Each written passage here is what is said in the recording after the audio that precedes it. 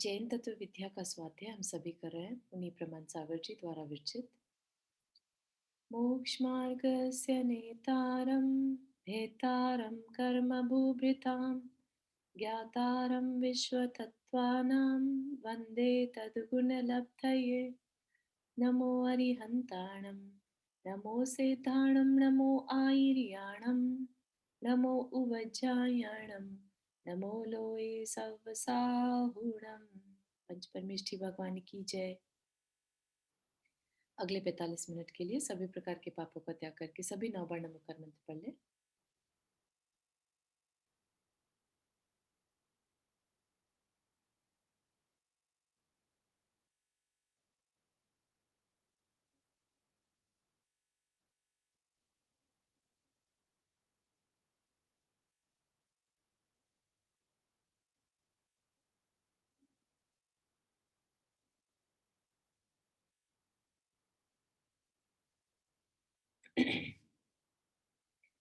सम्यक चारित्र का हमारा विषय चल रहा है, जिसमें हमने कल देखा था 3 निर्वेग के बारे में, है ना। निर्वेग मतलब उदासीनता। तो उदासीनता किस किस के प्रति, किसी को याद है किन चीजों, 3 चीजों के प्रति सं, हम लोग संसार के प्रति, भोगों संसार, के प्रति शरीर, भोग। और शरीर के प्रति। बहुत सुंदर। ठीक। तो उसके बाद हमारा विषय था 7 व्यसनों का। व्यसन बेसिकली आगे बताएंगे वैसे, कि व्यसन है आदतें, बुरी आदतों को व्यसन कहते हैं। ठीक।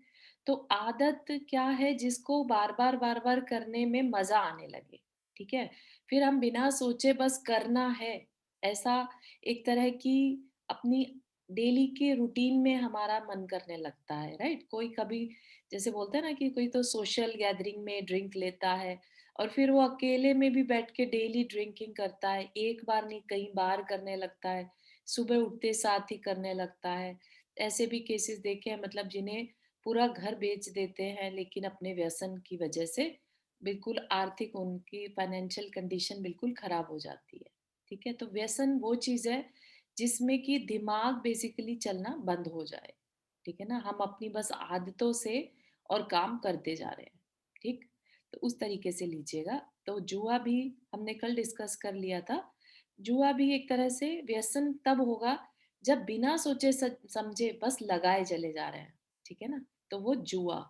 मांसाहार, मांस भक्षण, अंडे मुर्गे आदि का सेवन करना, ये भी नहीं देख रहे कि जिस हम कर क्या रहे हैं, है ना। जीभ के टेस्ट की वजह से बस उसको अच्छा लग रहा है तो खा रहे हैं, दूसरा मरे चाहे मरे। अ, और हमें तो मांस खाने से मतलब है। ठीक है ना। तो और कुछ नहीं है, ये व्यसन है और अपनी जीवा का टेस्ट है। मद्य, मद्य में शराब पीना, गांजा, भांग, अफीम, चरस, तंबाकू, बीड़ी, सिगरेट तथा अन्य प्रकार के मादक पदार्थों का सेवन करना, है ना। आज के टाइम में तो और ज्यादा आइटम्स आ गई हैं। राइट। जो बिल्कुल मतलब अपने आप को होश में ही ना रहने दे। राइट। आजकल मतलब इवन लोग मेडिटेशन मेडिकली भी इन चीजों का सेवन करने लगे हैं, है ना। सीबीडी टाइप की चीजें आप लोगों ने सुना ही होगा। यहाँ पर मैरिजुआना अपना बहुत ज्यादा पॉपुलर है। उसके अलावा कुछ है तो मालूम नहीं, बट वो बहुत ज्यादा यूजेज में है। राइट। इवन छोटे छोटे बच्चे तक। तो आज की डेट में अगर बच्चे लेंगे तो बड़े होके वो क्या करेंगे, है ना। फिर लोग क्या करते हैं, यहाँ पे ड्रिंक पीने के साथ साथ वो भी लेने लगते हैं। तब अब उन्हें ड्रिंक का नशा कम होने लगता है, तो वो ड्रिंक तो लेते ही लेते हैं, साथ में उन्हें एडिशनल नशा चाहिए रहता है। तो नशा इज बेसिकली व्यसन कह लीजिए, नशा कह लीजिए, अपने सेंसेस को, सेंसेस में ना रहना। ठीक है। सेंसेस में ना रह के कोई भी काम करना नशा है। किसी किसी को इवन ये समझ लीजिए कि धर्म करने का भी नशा हो जाता है। उन्हें ये रियलाइज नहीं रहता कि हम ये कर क्यों रहे हैं, धर्म वाकई में हमारी लाइफ में उतर भी पा रहा है कि नहीं। बट उन्हें नशा ये हो जाता है कि बस मैं कैसे भी सारा 24 घंटे बस धर्म करता रहूं, हमारे आसपास के लोग परेशान हो कुछ है, लेकिन हमें वो होश ही नहीं रहता, है ना। तो उस चीज का कहीं पर भी हम अपने बेहोशी टाइप की हालत में अगर कोई काम करते हैं तो वो व्यसन है। ठीक। फिर वैश्यावृत्ति, वैश्यावृत्ति सभी को मालूम ही होगा, है ना? अम, जो जिन पर्सन्स का काम ही ये होता है कि दूसरे को अट्रैक्ट करना फॉर मनी, ठीक। तो वेश्यावृत्ति करना और वेश्याओं से यौन संपर्क रखना, उनके साथ फिजिकल रिलेशनशिप बनाना, तो ये भी क्या है, एक तरह का टच सेंसेस से रिलेटेड है, राइट? उनके पास जाकर आपको टच मिल रहा है तो आप उसके पास बार बार जा रहे हैं, आपको बस उसी में मजा आ रहा है। मध्य में क्या था, उसको कंज्यूम करने में आपको मजा आ रहा है, आपकी जिह्वा का टेस्ट है, आपके अंदर किस तरह के वो इमोशंस रिएक्शन कर रहा है उसमें मजा आ रहा है आपको, राइट? शिकार करना, अपने मनोरंजन के लिए जीवों का विघात करना, विघात मतलब उनको मारना। तो सिर्फ पहले के टाइम में जैसे राजा महाराजा लोग जाते थे कि शिकार जा रहे हैं, है ना? वो क्या था, बेसिकली उनका एंटरटेनमेंट था, टाइम पास करने के लिए, है ना? और भी जैसे मुर्गों की लड़ाई करवा के और मजे लेते हैं, तो ये सारी चीजें जिसमें जीवों का घात हो अपने मनोरंजन के लिए, तो वो शिकार है, ठीक। मनोरंजन वर्ड यहाँ पर ध्यान में रखना है। चोरी, दूसरे के धन का हरण करना, ये भी एक व्यसन बन जाता है। हम सभी ने अम, अंजन चोर की कहानी पढ़ी है, राइट? अंजन चोर राजा का बेटा था, लेकिन गलत संगति में पड़ने से वेश्यावृत्ति और चोरी करने का नशा हो गया उसे। अब उसको कोई कमी नहीं थी पैसे की, है ना? राजा का बेटा है, क्या कमी है? लेकिन चोरी करना भी एक एक्सिलरेशन है अपने आप में। कैसे कि भाई उसमें तुम जब छुपके छुपा के किसी की कोई चीज चुरा रहे हो, तो चुराने के बाद जो सक्सेस में थ्रिल मिलता है, वो उसका नशा बन जाता है कि बस मुझे ये थ्रिल बार बार चाहिए। कैसे मैं अपने आप को बिना दूसरे को पता चले दूसरे की चीजें हड़पूं, तो ये भी एक आदत बन जाती है, ठीक।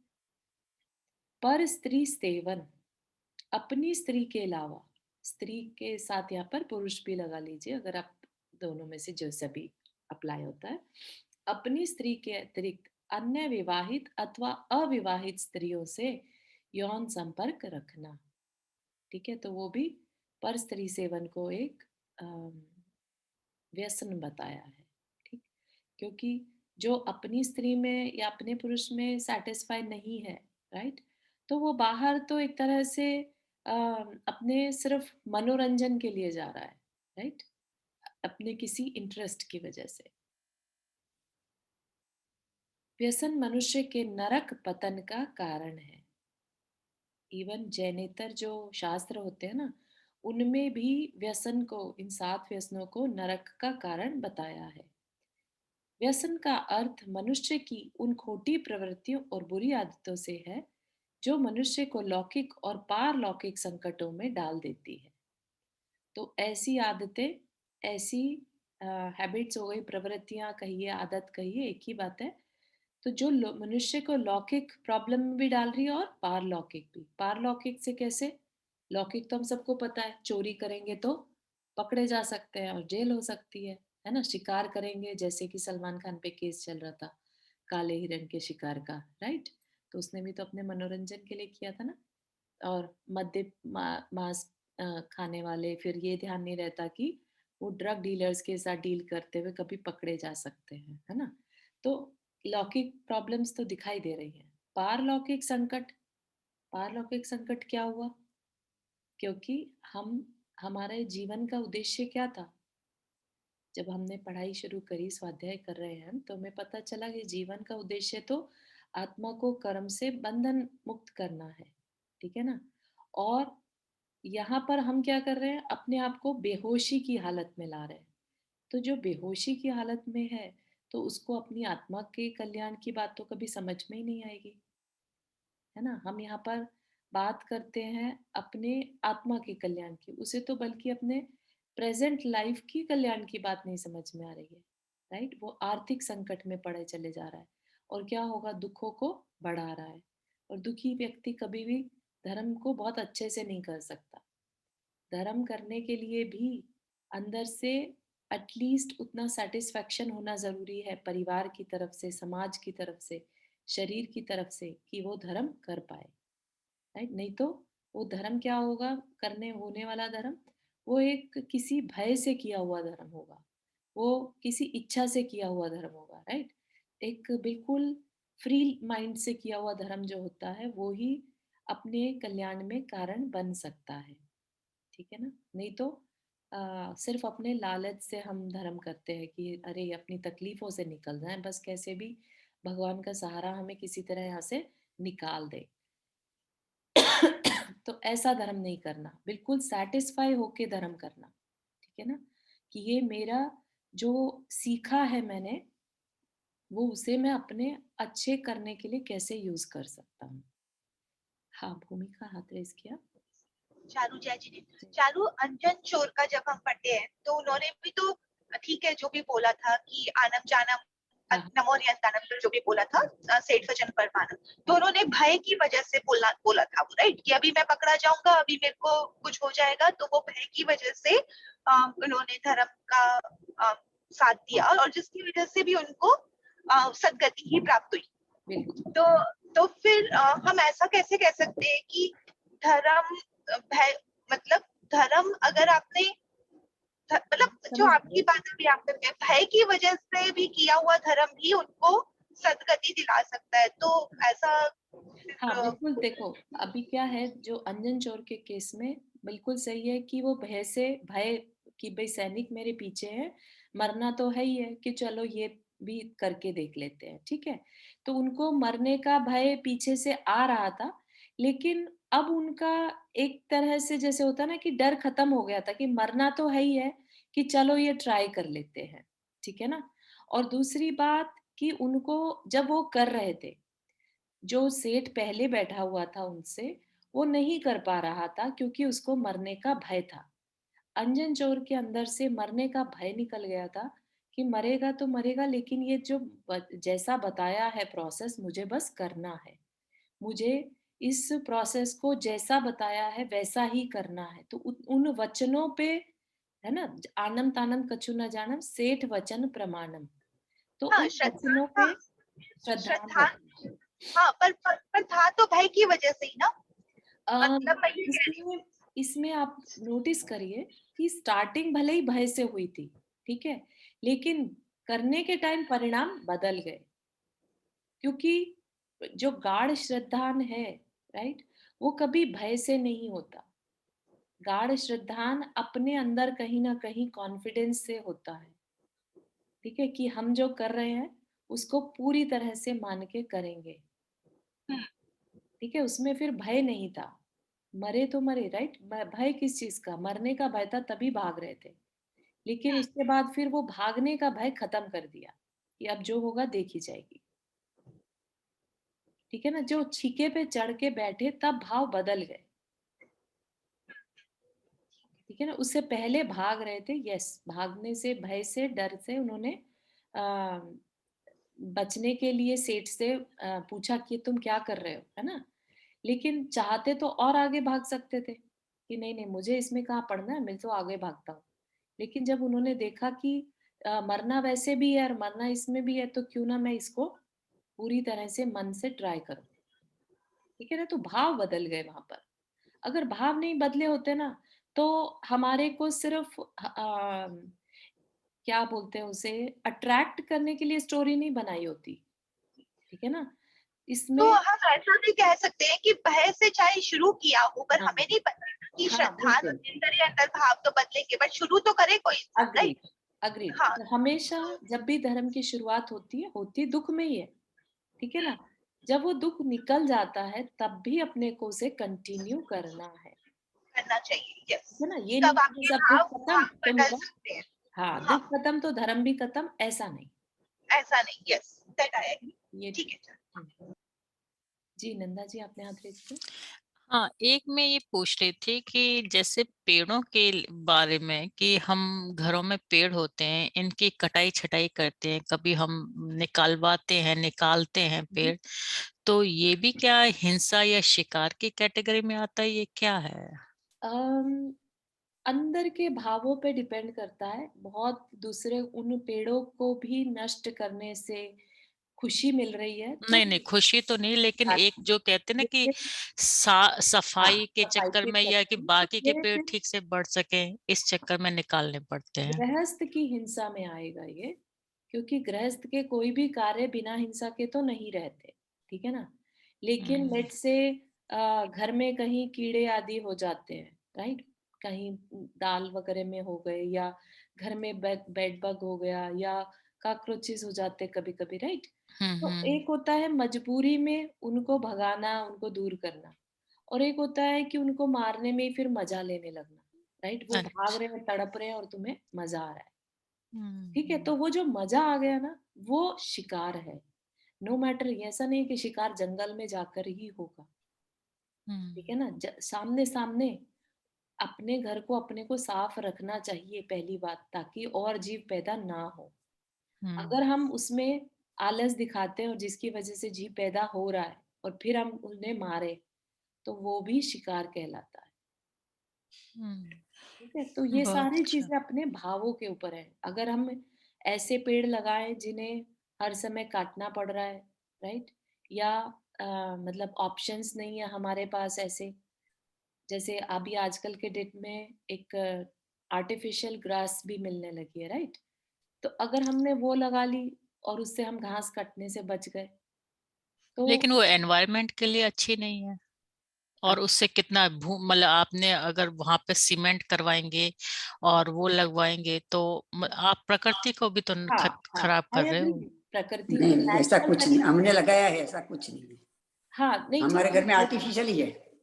हाँ हाँ वो ठीक हमने है, दोनों के आर्टिफिशियल ग्रास प्रॉस एंड लगाया। कॉन्स हैं, ठीक है। तो आर्टिफिशियल जो ग्रास आता है ना, हाँ जी, हाँ जी आंटी। वो हमारे घर में हमने ऐसा ही लगाया है, पर कोई ऐसा प्रॉब्लम नहीं होता है, हाँ हाँ हाँ, तो जो भी आप, क्योंकि उसके अंदर बहुत जीवात होती है, इस ग्रास के अंदर तो। हाँ तो नेचुरल तरीके से जो पेड़ बढ़ रहे हैं आप उनको लगा सकते हैं, जिनकी कटाई छटाई बहुत ज्यादा ना करनी पड़े, ठीक है ना? Thank you. रुक्मणी आंटी, आप म्यूट पर हैं।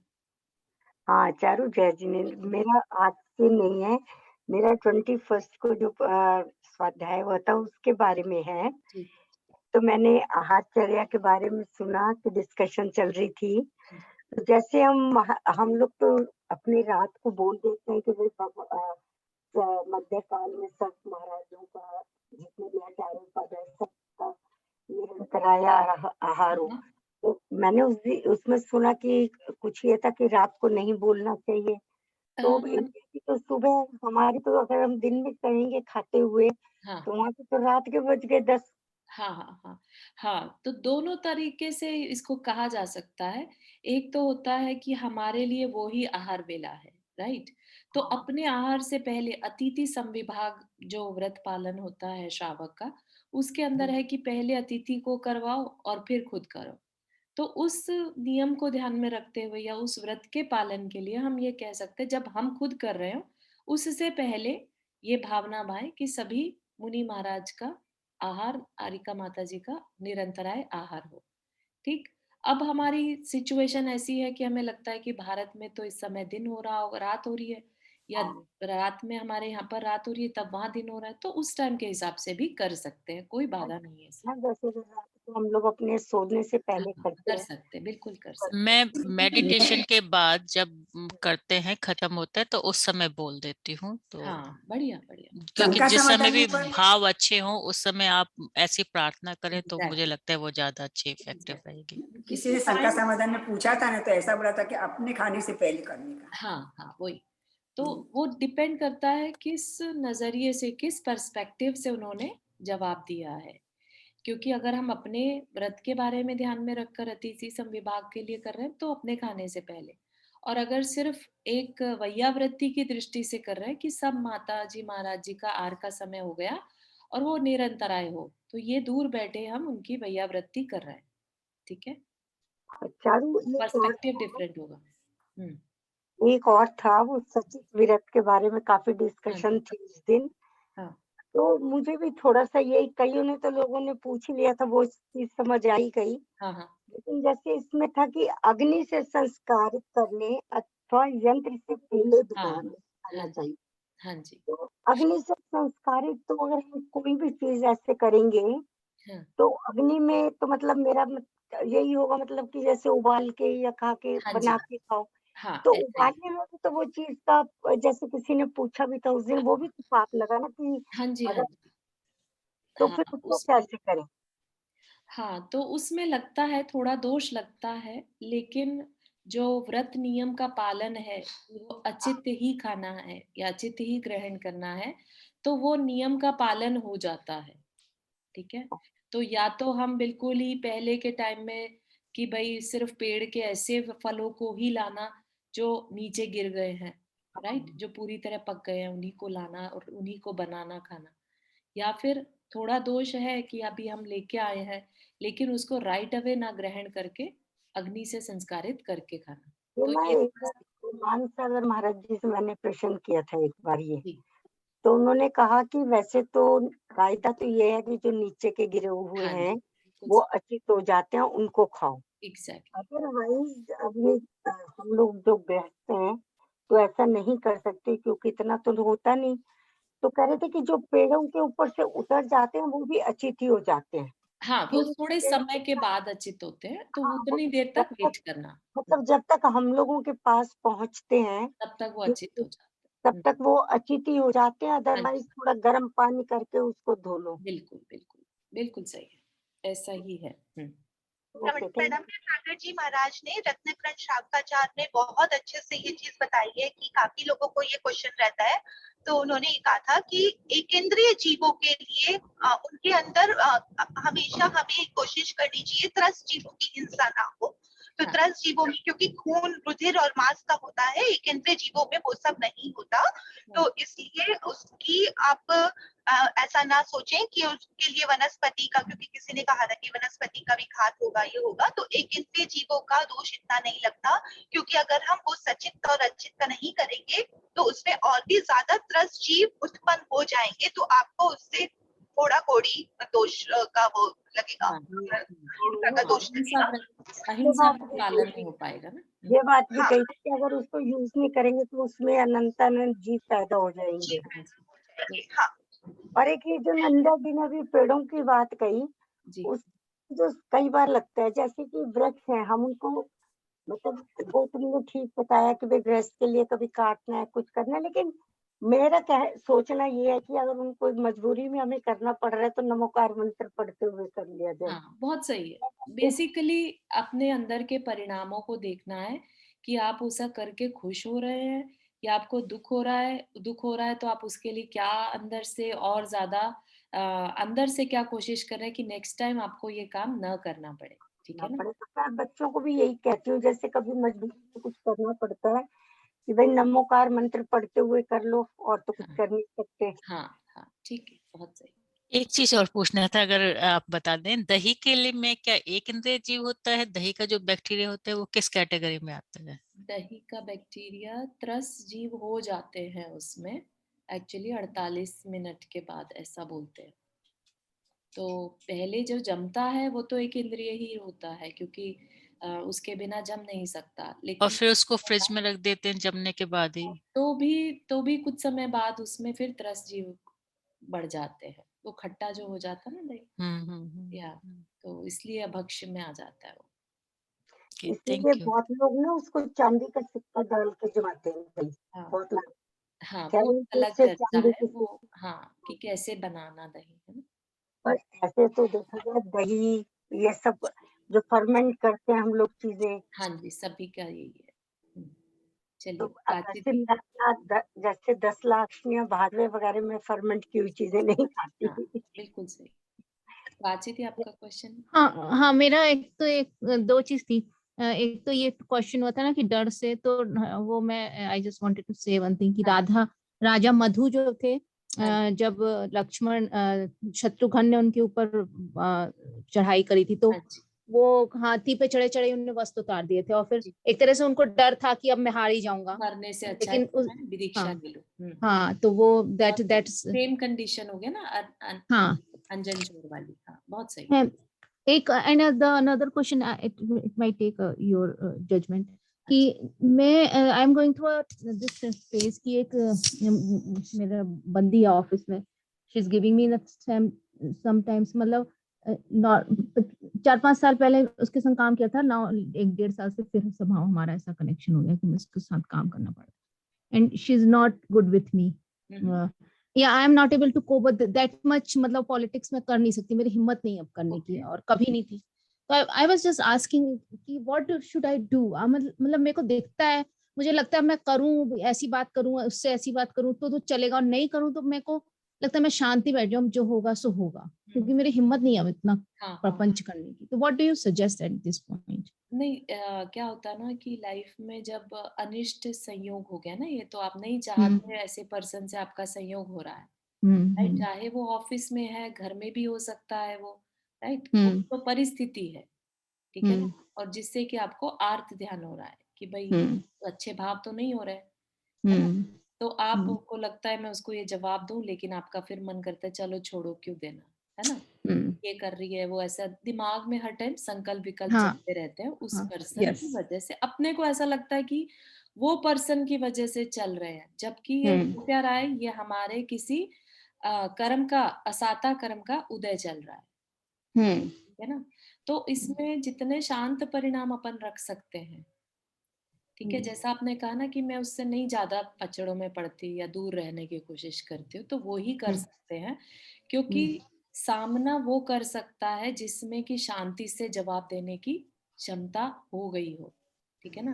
अगर हमारे भाव बिगड़ते हैं जवाब देने से, तो इट्स बेटर कि हम थोड़ा उनसे दूर ही रहें, है ना? महाराज जी लोग भी इस बारे में यही कहते हैं कि जब तक हम फुल्ली रेडी नहीं है, तो इट्स बेटर कि हम उस परिस्थिति से अपने आप को दूर कर लें, है ना? तो जहां तक हो सके अपने परिणाम शांत रखने की कोशिश करिए, कर्म का उदय समझकर उसको बार बार क्षमा मांगते रहिए अंदर से। हाँ, नहीं, बहुत अच्छी बात है। That's why I wanted to come to this portal, कि मैं सोची थी कि क्या करूँ, आई वाज रियली पजल्ड कि बस क्षमा ज्यादा ध्यान करना नहीं चाहती, और वो मुझसे होगा भी नहीं सॉल्व, मुझे पता है। हाँ, बिल्कुल बिल्कुल नहीं करना भी नहीं अपने को। ठीक है, थैंक यू। श्योर। हाँ, सपना जी। मेरा एक क्वेश्चन था, जैसे अभी हम लोग बोल रहे थे ना कि जीव की हत्या होती है, तो जैसे कभी कभी किचन में बहुत छोटे छोटे से जीव आ जाते हैं, लाइक, तो लगता है कि चलो इसको हटाकर कपड़े से या टिश्यू से बाहर फेंक दो, और वो ना हमारे भाव तो नहीं होते, लेकिन हम उनको अपने खाने के आसपास भी नहीं रख सकते। कभी कभी ऐसा होता है कि बाहर फेंका और वो जीव मर गया, तो फिर ऐसे में क्या होता है? हाँ, तो देखो, दोष तो लगता ही है, इसी को गृहस्थ के दोष कहते हैं ना, आरंभी हिंसा इसी को कहते हैं, ठीक है? इसी के लिए अपन फिर प्रायश्चित या प्रतिक्रमण करते हैं कि जाने अनजाने जो भी किसी जीव का घात हुआ हो, है ना, और जिससे जो भी दोष लगाओ, मेरा वो दोष मिथ्या हो, ठीक है ना? तो यस, आई एग्री। और आपने बड़े ध्यान से लेट से उसे बाहर छोड़ा एक साइड में को, और फिर भी उसका मरण हो गया, राइट? तो भाव तो आपके बचाने के थे वैसे, क्योंकि वो अंदर भी रहे तो भी ठीक नहीं है, राइट? क्योंकि वो पैरों के नीचे आ जाए या घर सामान के नीचे आ जाए, कुछ भी है ना? तो इसको गृहस्थ की हिंसा कहा जाएगा, और इससे अपन बच नहीं सकते अभी, ठीक है ना? तभी गृहस्थी में रह के ज्यादा हम पाप कमाते हैं, बजाय घर छोड़ के बिल्कुल और सिंपल लाइफ जो जीते हैं ना, मुनि आरिका बन के, भले दिखने में वो कठिन जीवन है, लेकिन आत्मा का कल्याण बहुत ज्यादा है उसमें, है ना? वो इन सारे दोषों से बच जाते हैं, गृहस्थी के दोषों से, है ना?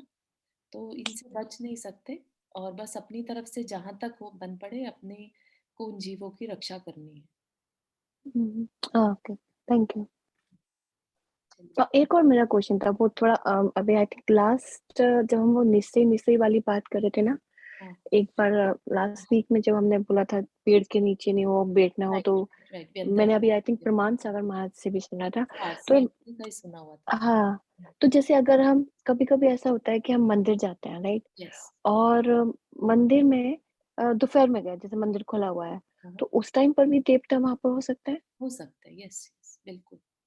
वो तो जब हम बोलना ही है, क्योंकि हम किसी के लेट से हम वो दर्शन कर रहे हैं और हम वहां पर घुस गए अंदर, राइट?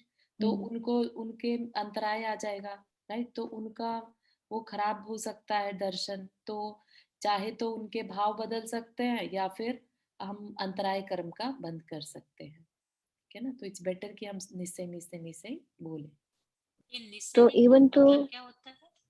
सॉरी निश्चय का मतलब तो मुझे भी नहीं मालूम। निश्चय ही कहने से एक तरह ना, से निश्चय का मतलब होता है कि ये सब हम छोड़ के अंदर जा रहे हैं और हाँ संसार के सब का छोड़कर हाँ हम अंदर। प्रमाण सागर हाँ महाराज ऐसा ही जी बोला बोले था महाराज जी ने, हाँ संसार महाराज को जी भी छोड़ ऐसे के ही बोल रहे अंदर। थे हाँ नहीं वो ऐसा है, लेकिन हाँ एटलीस्ट ये निश्चय ही बोलना, जो मेरी जानकारी है वो ये कि ये बोल के हम उन्हें इन्फॉर्म करते हैं कि हम आए हैं, यू नो। हाँ दी, मैंने भी यही सुना है, मतलब नहीं, एक्चुअली क्योंकि मैंने जो घंटा बजाने में उसमें घंटा बजाने का भी है घंटा। हाँ घंटा बजाने यहाँ से पर भी वो चले जाते। महाराज जी ने ये भी कहा था कि यहाँ पर जितने भी देव हैं जो दर्शन कर रहे हैं उनको वो मुझे स्थान दें, और इसके लिए भी हम निसही बोलते हैं, और जब यही आसही बोलते हैं निकलते ये वक्त निश्चय ही इसीलिए वापस बोलते हैं। नहीं, घंटा बजाते हैं ना उसके लिए कि जो नहीं यंत्र की जो सुनिए, भी नहीं आंटी जी, घंटा तो हमारे शाम को वैसे भी बजाते नहीं है, राइट। आप नहीं, मंदिर के अंदर एंटर करते हुए जब बोलते हैं तो वो इसकी यहाँ पे जितने भी देव देवी यहाँ पे भगवान की पूजा अर्चना करने आए हैं हाँ वो एक मुझे मिनट ध्यान। हाँ बोलते हैं हम कि इसमें हाँ दोनों चीजें ध्यान में रखनी है।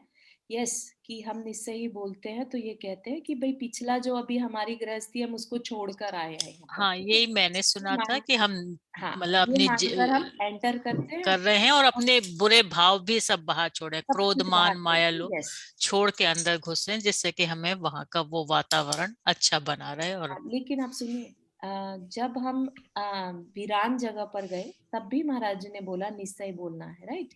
वो किस लिए? तो वो इन्फॉर्म करने के लिए, राइट। तो इसी पर्पस को हम मंदिर में भी यूज कर रहे हैं। निश्चय निश्चय निश्चय बोलने का दो पर्पस है। एक तो ये कि सब कुछ छोड़कर आए हैं, वो अंतरंग भाव है हमारे, ठीक है ना, कि भावों से हमने सब कुछ बाहर छोड़ दिया इस दरवाजे के, और निश्चय कह के हमने व्यंतर जाति के जो देव भी हैं उनको इन्फॉर्म भी कर दिया। तो दोनों अप्लाई होंगे, ठीक है। और तो हम इसमें मंदिर से जब बाहर निकलते हैं तब वो हम आसही भी हाँ बोलते हैं कि आप अपना कि फिर पूरा से हम करें। अपने हाँ इसमें जा वापस रहे हैं, स्थान पे जाते राइट। तो अगर जैसे हम आसई का मंदिर क्या में मतलब बताया? आसई का क्या मतलब आसई बताया? में कि वापस से अपने उन्हीं भावों में घुस रहे हैं बेसिकली आसई। नहीं, मैंने ऐसा सुना था कि ये नहीं जो कि वहां जो की है वो ऑरा रिज्यूम है करें। मंदिर, सॉरी हाँ मंदिर का जो ऑरा है और जो भगवान का जो वो है वो मेरे अंदर समाया रहे, सही मेरे अंदर ही रहे। हाँ मैंने ऐसे समझा। ऐसी बात है, सच्ची बात है। ओके ठीक, मैंने भी ऐसा सुना है। ओके बढ़िया बढ़िया, वेरी नाइस। तो मेरा एक और क्वेश्चन था चारू जी, लाइक जैसे अब हम मंदिर में गए, हमने निश्चय बोला, लेकिन वहां ऑलरेडी लोग हैं जो दर्शन कर रहे हैं, उस टाइम पर तो देवता जी मतलब व्यंतर देव नहीं होते होंगे, तो तब भी निश्चय बोलना चाहिए।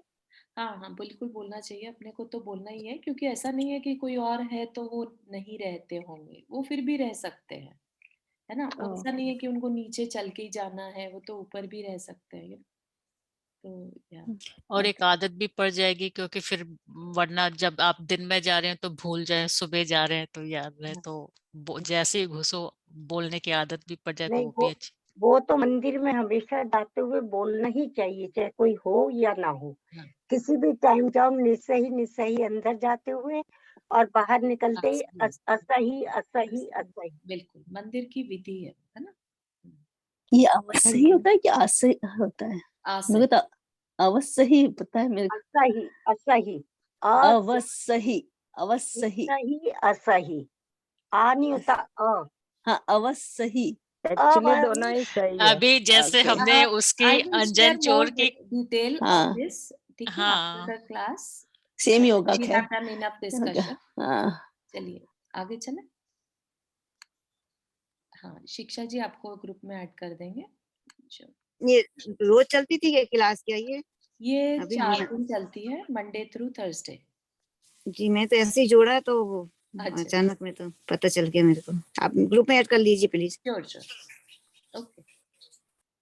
फिर क्या है, हाँ तो व्यसन के बारे में बता रहे हैं कि बुरी आदतें मनुष्य को लौकिक पारलौकिक संकट में डाल देती हैं। ये एक ऐसी बला है, प्रॉब्लम है, जो मनुष्य की मानसिक पवित्रता को नष्ट कर उसकी सांस्कृतिक धार्मिक और सामाजिक चेतना को विकृत कर देती है ना।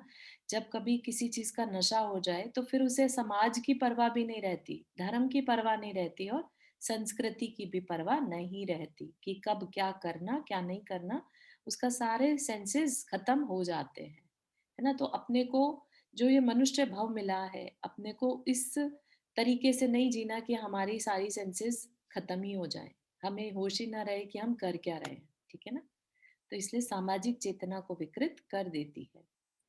व्यसनों में फंसा मनुष्य पथ भ्रष्ट बनकर जहां आर्थिक हानि उठाता है, वहीं अपने शारीरिक स्वास्थ्य को बिगाड़कर अपनी पारिवारिक समृद्धि को भी मिटा डालता है।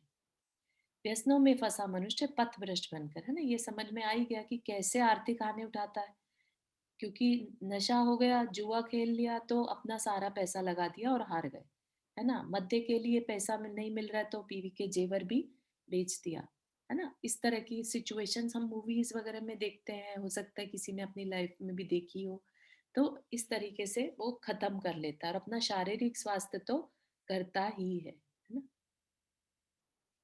व्यसनी व्यक्ति के जीवन में धर्म नहीं उतर सकता, क्योंकि व्यसन धर्म का शत्रु है। पद्मनंदी पंचविंशतिका में कहा गया है कि व्यसनी व्यक्ति के अंदर धर्म धारण करने की पात्रता नहीं रहती। इसलिए धर्म धारण के इच्छुक पुरुषों को सभी व्यसनों से दूर रहना चाहिए। तो यहाँ पर जिन बातों की बात का चर्चा कर रहे हैं वो क्या थी कि जो पहली प्रतिमा है उससे पहले उसमें क्या क्या योग्यताएं होनी चाहिए। 3 निर्वेग से बात करी थी हमने। 7 व्यसन, इसलिए कि भाई सोच कैसी है उसकी, है ना। निर्वेग उदासीनता की तरफ लेके जा रहा था। और ये व्यसन जो है, अगर व्यसनी है तो फिर वो उदासीन हो ही नहीं पाएगा, है ना। तो कॉन्ट्राडिक्टरी हो गए, ठीक है ना। तो इसलिए व्यसन से बाहर निकलना है। अब वो व्यसन और भी बहुत सब तरह के हो सकते हैं, जिस भी चीज में हम अपने आप को भूल जाएं तो वो व्यसन है। हमारे अपने अंदर चलने वाले विचार हमें पता रहने चाहिए, तभी जाके हम सेंसेस में कहलाएंगे। अगर कोई भी विचार, किसी को इवन पैसा कमाने का नशा चढ़ जाता है, राइट, फिर उसे दिन रात क्या है, परिवार की जरूरतें क्या है, समाज धर्म कुछ याद नहीं रहता। वर्कहॉलिक बोलते हैं ना, वर्कहॉलिक भी तो एक एडिक्शन ही है, वर्क का एडिक्शन, है ना। तो ऐसा मत समझिए कि ये बस 7 चीजें कह दी, अरे हम तो ये कुछ नहीं करते ऐसा और हम बहुत अच्छे धार्मिक कहला सकते हैं। लेकिन जो वर्कहॉलिक है, सोचिए उसके पास समय ही नहीं है अपने फैमिली के लिए, वो धर्म कहाँ से करेगा अपने बारे में। जो 12-12 घंटे काम करते हैं तो उन्हें धर्म करने के लिए समय ही नहीं निकलता, ठीक है ना। धर्म पुरुषार्थ के लिए अपना समय निकालने के लिए भी तो अवेयरनेस चाहिए। और जिसके दिमाग में सिर्फ काम और पैसा है तो वो कब धर्म कब करेगा, है ना। हाँ, नंदा जी कुछ शेयर करना चाह रहे हैं। हाँ, एक यही चीज कहना चाहिए थी जो वर्कaholic है, क्योंकि हर इंसान की काबिलियत अलग होती है कि एक आदमी काम अधिक करके अधिक पैसा कमा के वो भी समाज का सुधार कर सकता है, मतलब जहाँ जरूरत है वहां डोनेशन कर सकता है। और जो आदमी के पास कभी कभी काम होता ही नहीं है, हम करना भी चाहते हैं तब भी नहीं होता है, तो वो और तरह से करके भी समाज का भला कर सकता है। तो क्या आप वर्कaholic को फिर भी गलत कहोगे? हाँ, वर्कहॉलिक का ये अपने को इस चीज का मिसयूज नहीं करना चाहिए कि हम वर्क वर्क से खूब लगे रहेंगे, खूब पैसा कमाएंगे और फिर दान करके वो पूरा कर लेंगे। अपने को आत्मा के कल्याण के लिए, अवेयरनेस के लिए, क्या होता है ना कि वर्कहॉलिक वर्ड जब हम यूज कर रहे हैं, इसका मतलब ये है कि उन्हें वर्क करने में बहुत मजा आ रहा है। और मजा आने का मतलब क्या है कि उनको ये ध्यान ही नहीं रह रहा है कि अब सुबह हो गई है या अब रात, बहुत लेट रात हो गई है, या उन्होंने प्रतिक्रमण आज किया कि नहीं, आज भगवान की भक्ति आदि की कि नहीं, कितनी देर अपनी आत्मा के निकट रहे, कोई मतलब नहीं रहता, ठीक है ना। ऐसे कोई भाव ही नहीं आते उनके अंदर। सिर्फ एक दान कर देने से अपने कल्याण हो जाए ये जरूरी नहीं है, ठीक है ना। बहुत ज्यादा आत्मा का कल्याण करना है तो उसमें काम कर करके हम सिर्फ कर्म ही बांधते हैं, ठीक है ना, जितना कि हम उसको फिर दान से धो नहीं पाते ज्यादा। दान तो एक बहाना बन जाता है कि ठीक है चलो ना करने से तो कुछ करना अच्छा है, लेकिन जितना काम हम अवेयरनेस के साथ ईच एंड एवरी मोमेंट को जो बिताने की बात करते हैं ना, वो अल्कोहलिक वर्कॉलिक पर्सन नहीं कर सकता। ठीक है ना, तो यहाँ पर थोड़ा सा पर्पस में डिफरेंस आ जाएगा। ठीक है, अपन यहाँ पर जो स्वाध्याय कर रहे हैं, उस स्वाध्याय में हमने सीखा था 3 प्रकार के पुरुषार्थ रहते हैं, राइट? धर्म पुरुषार्थ, काम पुरुषार्थ और अर्थ पुरुषार्थ। तो हर एक को समय देना, ऐसा नहीं कि एक ही में लगे हुए हैं बिल्कुल। ठीक है ना, इसीलिए अभी बोला था पहले कि धर्म भी नशा हो सकता है, धर्म करना भी। अच्छा लेकिन अच्छा। बिना समझे बस धर्म की क्रियाएं करते चले जा रहे हैं, सिर्फ उसी में मजा आने लगा है, राइट? कि लोग 4 लोग पूछ रहे हैं मुझे और मेरा नाम भी हो रहा है, इससे बेस्ट क्या होगा, लगे रहो इसी में। लेकिन फिर उसमें भी कल्याण नहीं होता है ना? तो इसलिए हर चीज में सोच समझ के करना। क्योंकि क्या होता है जब जैसे कोई वर्कहॉलिक है, जैसे एडिसन है, आइंस्टाइन है, ये वर्कहॉलिक थे और मतलब एक ही डायरेक्शन में इनका फोकस था, तो इनकी लाइफ बहुत अच्छी नहीं थी, लेकिन हम उनके जो इन्वेंशंस थे उससे कितना बेनिफिट हो रहा है हम सबको, पूरी दुनिया को हो रहा है, तो मतलब वो क्या गलत कहेंगे उसको? हाँ, अब देखो, जरूरी नहीं है कि अब उनके आविष्कार से दूसरों को फायदा हो रहा है तो उनको खुद को इस चीज का फायदा हुआ, राइट? समाज में बिजली दे के या और कोई इन्वेंशंस करके समाज तो अपना काम चला ही लेती। ठीक है ना, वो एक अलग बात है कि किसी ने किसी को मरने से बचाने के लिए इन्वेंशन किया हो, तो एक अलग बात है कि ठीक है, अब जितने लोग बचेंगे उसका पुण्य उन्हें मिलेगा जिसने उसकी इन्वेंशन करी। ठीक, तो वो एक रेयर केसेस हो जाएंगे।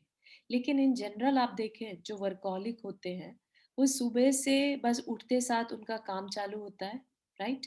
और रात कब हो जाती है उन्हें नहीं पता चलता, खाना भी ढंग से नहीं खाते और भगवान के नाम लेने की, अपनी आत्मा के कल्याण के बारे में कुछ सोचने का उन्हें पूरे दिन मतलब नहीं रहता।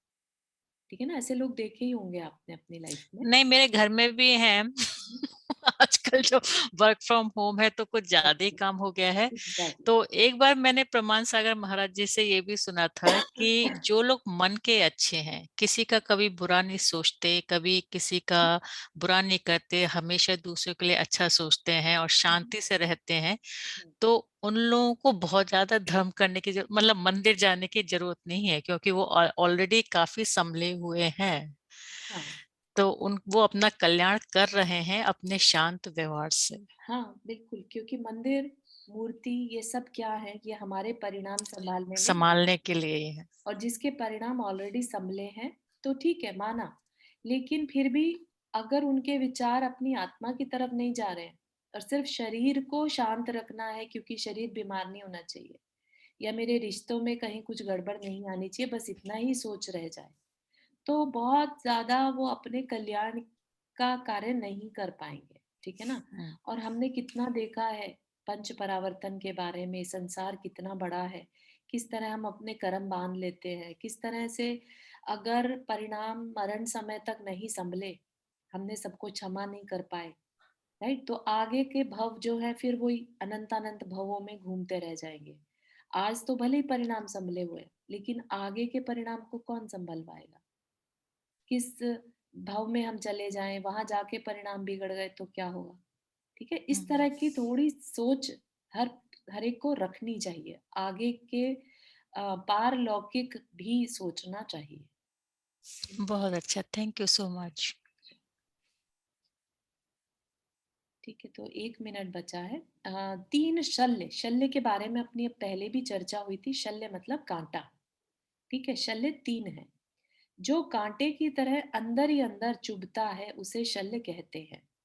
तो ये नॉर्मली किनको होता है, जैसे कि अभी नंदा जी जिनकी बात करें थी ना, जो बहुत अच्छे होते हैं, जो शांत रहना पसंद करते हैं, तो उन वो अगर कुछ उनकी लाइफ में उनसे गलती हो जाती है अनजाने में, या अंदर में उनके कुछ और चल रहा है, बाहर में उनकी प्रेजेंस या उनकी जो एक्टिविटी है वो कुछ और बता रही है, तो एक चीज उनको अंदर ही अंदर चुभती रहती है।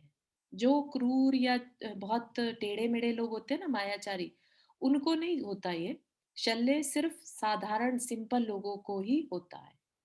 ठीक है, तो वो कुछ करते हैं और अंदर ही अंदर गिल्ट का भाव आ जाता है कि मैंने देखो ये ऊंचा कह दिया किसी को, तो अंदर ही अंदर एक गिल्ट खाई जाती है कि मैं तो इतना धर्म करता हूँ, मैंने ऐसा तेज वर्ड कैसे बोल दिए। इस तरह के जो भाव आते हैं ना, इसको शल्य कहते हैं। ठीक है, तो जो अंदर ही अंदर चुभती रहे बात। ठीक है, तो इसकी और डिटेल में चर्चा या फर्दर अगली क्लास में पढ़ते हैं अपन, है ना। मनोविज्ञान की भाषा में मनुष्य की आंतरिक कुंठा और ग्रंथियों को शल्य कह सकते हैं, जो गांठें बन जाती है अंदर, है ना। किसी सबसे तो हम बहुत अच्छे से हैं, बने हुए हैं, लेकिन किसी एक पर्सन के लिए हमने गांठ बांध ली, राइट, उसको देखते ही हमें खराब हो जाते हैं परिणाम। तो हमारे अंदर कभी भी अपने लिए एक बहुमान नहीं आ पाता, एक कॉन्फिडेंस, एक सेल्फ एस्टीम नहीं आ पाती कि हम अच्छे हैं, क्योंकि हमारे अंदर कहीं ना कहीं एक कालापन भी है, राइट। किसी एक पर्सन को लेके हम अभी भी नेगेटिव सोचते हैं, तो हम कभी भी वो ग्रो नहीं कर पाते। ठीक है ना, तो ये भी शल्य में आता है। तो इसकी काफी अच्छी चर्चा है, अपन और डिटेल में करेंगे। किसी को कोई और question before we end the class?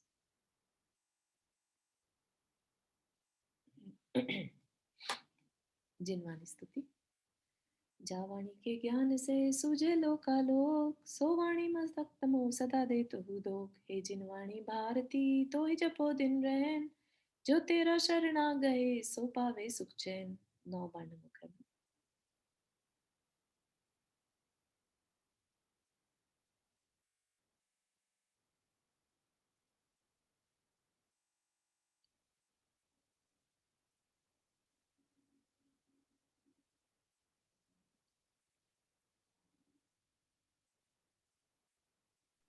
जय जिनेंद्र।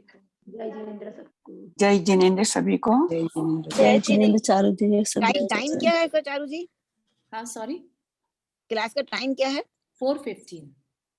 अच्छा, 4:15 और to 5। कौन से दिन होता है? Monday to Thursday. ठीक है। हाँ, ये कुसुम आंटी पूछ रहे हैं। ठीक। जय जिनेंद्र सभी को। जय जिनेंद्र। जय जिनेंद्र। जय जिनेंद्र।